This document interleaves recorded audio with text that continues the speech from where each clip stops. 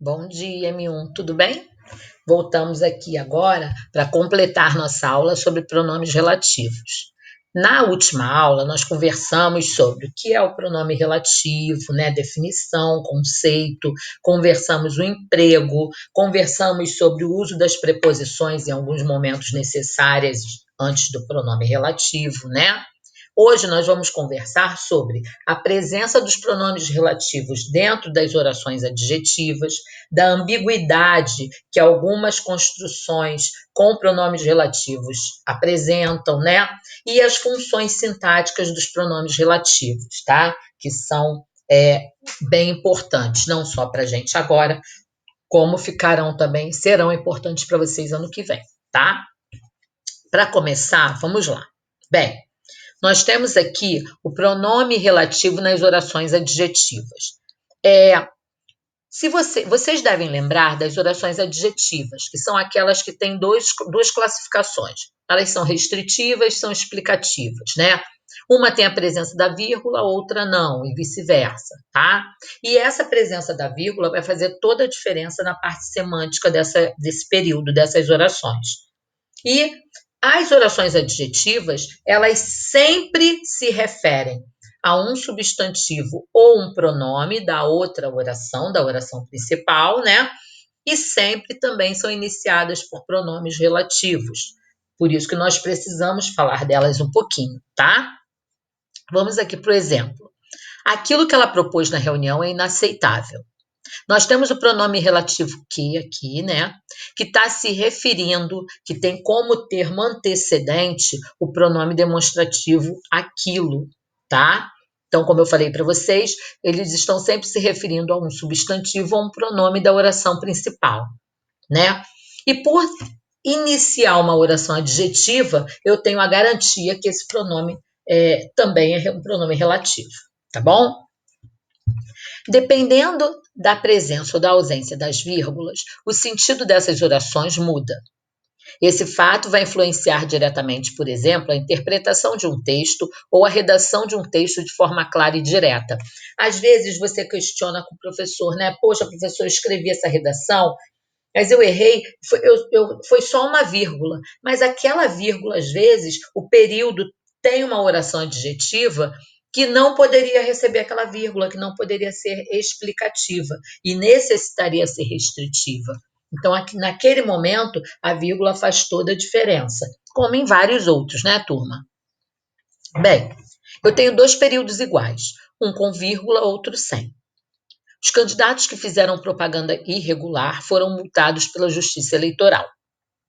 Os candidatos que fizeram propaganda irregular foram multados pela Justiça Eleitoral. Essas duas manchetes foram publicadas em jornais diferentes. Vamos analisá-las? Bem, o jornal A, que é a primeira, né, usa uma oração adjetiva restritiva. Observe a ausência das vírgulas. Aqui, turma, ó, não tem vírgula, tá? Aqui na primeira. E assim informa aos leitores que nem todos os candidatos fizeram propaganda irregular, apenas alguns deles, e que fizeram e somente esses foram multados. O jornal B traz uma notícia diferente, pois ao empregar a oração adjetiva explicativa, observe a presença das vírgulas, informa que todos os candidatos fizeram propaganda irregular e todos eles foram multados. Então, quando eu coloco a vírgula, ela vira explicativa, ela tem uma abrangência maior. Quando eu tiro a vírgula, ela é restritiva. Então, eu restringo, eu limito aquela ideia ali a um grupo, tá bom? Há casos, no entanto, em que a relação de sentido estabelecida entre o substantivo ou pronome e a oração adjetiva torna obrigatória a presença das vírgulas. Vamos ver, gente? O Brasil, que se localiza na América do Sul, tem dimensões continentais. Por que ela não poderia ser restritiva? Por que eu não poderia retirar essas vírgulas? Porque só existe um Brasil localizado na América do Sul.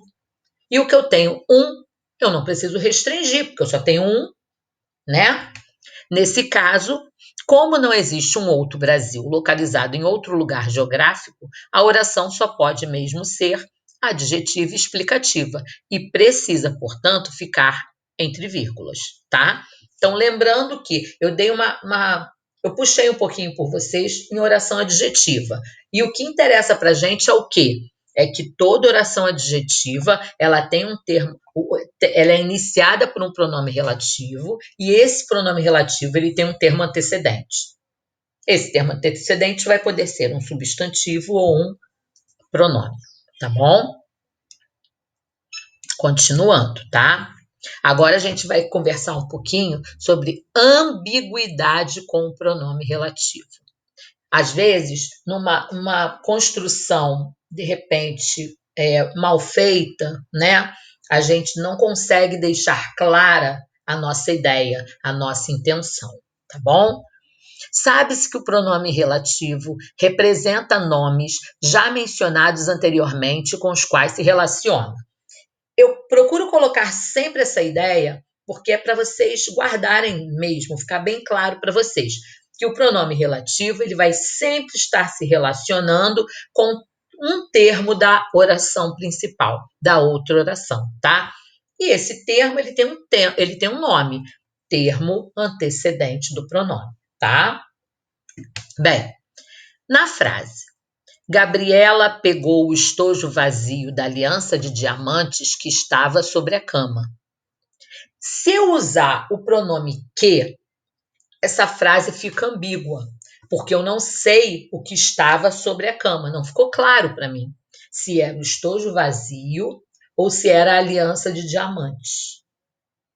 Para eu desfazer essa ambiguidade, como o que, quando é pronome relativo, ele tem o mesmo valor, ele pode ser substituído pelo o qual e flexões, o que eu faço? Eu tiro o que e coloco o qual ou a qual, dependendo do que eu quero passar para o meu interlocutor, tá? Então, eu vou eliminar a ambiguidade.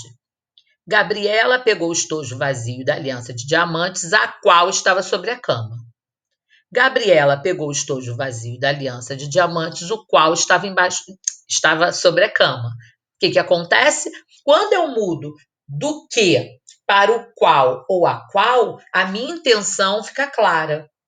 Eu elimino totalmente a ambiguidade. Então, vocês têm que ter muito, muito cuidado quando vocês forem usar o que, né? Porque às vezes a gente acaba, vamos dizer assim, por ser mais cômodo, usando muito pronome que. E eu falo muito sobre isso nas redações, porque é um momento que você tem que fazer um texto excelente, apesar dos textos de vocês serem excelentes mesmo, né? Mas, às vezes, por uma questão, uma falhazinha, né? Uma piscada, eu coloco o que e causa ambiguidade. Aí eu já sei, causou ambiguidade, eu troco o que pelo qual ou a qual e eu eliminei, tá bom? Agora a gente vai conversar sobre as funções sintáticas dos relativos, né? Vamos assim conversar um pouquinho sobre isso. Bem, dentro desse período composto, que tem orações adjetivas, nós temos pronomes relativos, como nós esquematizamos até agora. Combinamos o quê? Toda oração adjetiva começa por um pronome relativo. Ponto, né? Esse pronome relativo está substituindo um termo da outra oração. Ponto. Duas coisas que tem que ficar na cabeça da gente, tá? Então vamos lá. Os pronomes relativos substituem um nome que os antecede com o qual se relacionam. Verificando essa substituição, podemos determinar as diferentes funções sintáticas que os relativos exercem numa frase. Eu fiz o seguinte, turma. Coloquei a função, o exemplo e a substituição do pronome pelo termo antecedente. Para ficar claro para vocês, né, a função que ele está exercendo, tá bom? Então, vamos lá. Sujeito. Júlia, que me emprestou o livro de inglês, é aluna nova. Aí, o que eu fiz? Substituí esse que aqui por Júlia, que é o termo antecedente dele. Júlia me emprestou o livro de inglês. Viram como Júlia é sujeito, o que é sujeito. Um está substituindo o outro, correto?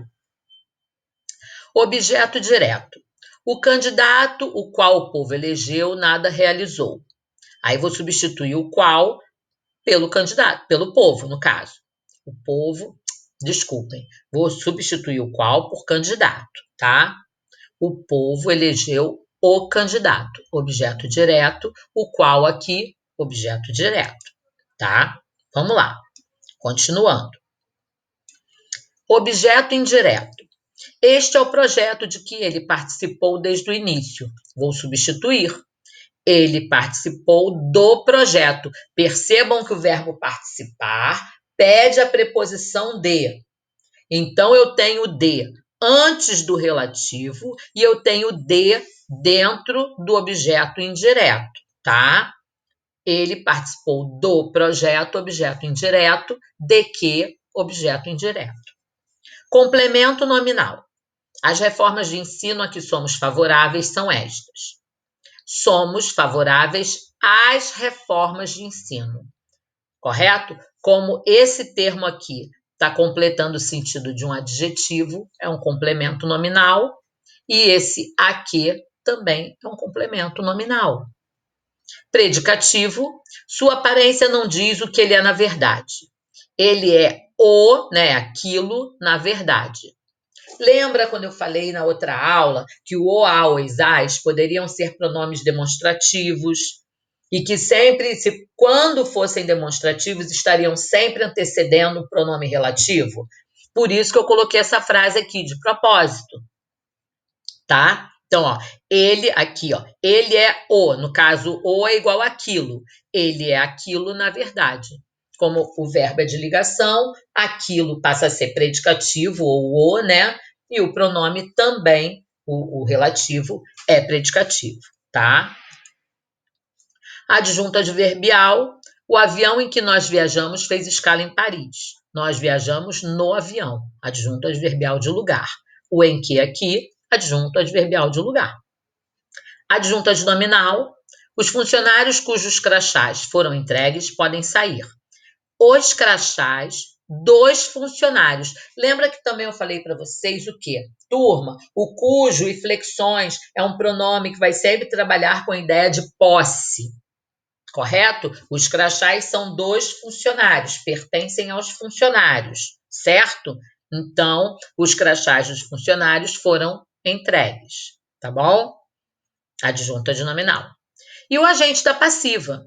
Estes são os biólogos por quem os remédios foram analisados. Os remédios foram analisados pelos biólogos. A frase está na voz passiva. Biólogos aqui é o agente da passiva e o pronome relativo também é o agente da passiva. Aí, o que eu fiz para vocês, turma? Eu fiz o seguinte, olha, eu coloquei aqui duas observações. Coloquei uma observação e a outra é o passo a passo para determinar a função sintática do pronome relativo.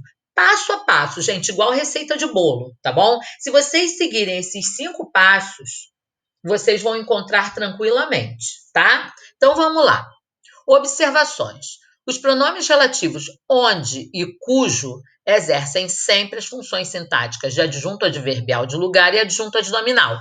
Então, você não precisa... O cujo, às vezes, mas é muito poucas vezes, que ele também aparece como um complemento nominal. Mas são poucas vezes, isso é um caso mais específico.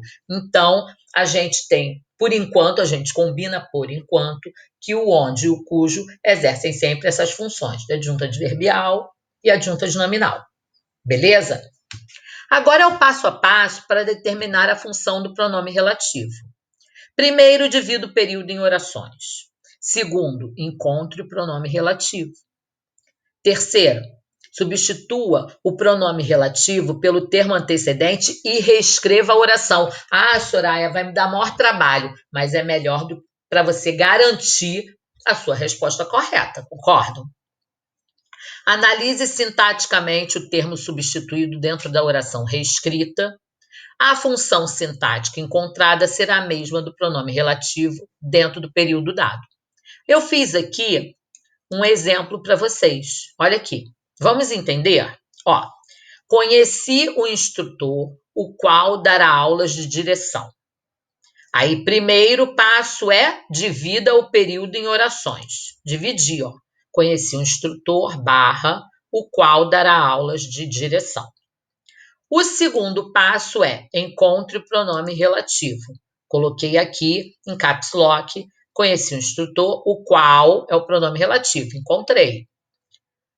Terceiro passo, substitua o pronome relativo pelo termo antecedente e reescreva a oração. O que eu fiz, turma? O qual está se referindo a instrutor. Aí, o que eu fiz? O instrutor dará aulas de direção. Ok? Quarto passo, analise sintaticamente o termo substituído dentro da oração reescrita. O instrutor, sujeito. Quem dará aulas de direção? O instrutor, sujeito. E quinto passo, a função sintática encontrada será a mesma do pronome relativo dentro do período dado. O pronome relativo qual exerce a função de sujeito, porque o termo antecedente dele, quando eu substituir dentro do período, tem a função de sujeito. Então, se eu substituir, se um é sujeito, o outro também é. Tá bom? Estamos conversados por hoje, tá? Vamos fazer muitos exercícios sobre esses pronomes relativos e outros também, tá bom? E a gente se vê no encontro ao vivo, tá bom? Um beijo grande para vocês e fiquem com Deus. Beijo, turma!